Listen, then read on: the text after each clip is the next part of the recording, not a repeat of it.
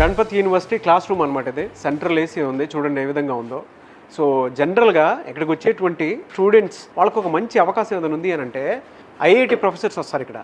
వాళ్ళు కూడా PhD complete చేసినటువంటి వాళ్ళే ఇక్కడికి వచ్చి టీచ్ చేస్తూ ఉంటారనమాట. అకాడమీ పరంగా మనం చూసుకుంటే టెక్నాలజీ మీరు ఏదైనా చదవండి, ఏఐ నుంచి సైబర్ సెక్యూరిటీకి వెళ్ళాలి అనుకున్నా కూడా కొంచెం మైనర్ స్పెషలైజేషన్ కోసం అటువంటి సర్టిఫికేషన్ కూడా మీరు చేసుకోవడానికి వీలు ఉండేలాగా ఉందన్నమాట. సో క్లాస్ రూమ్ చూస్తే చాలా విశాలంగా కనిపిస్తూ ఉంది. గణపతి యూనివర్సిటీలో ఐబిఎం ల్యాబ్, ఎలాంటి ల్యాబ్స్ 12 ఉన్నాయి.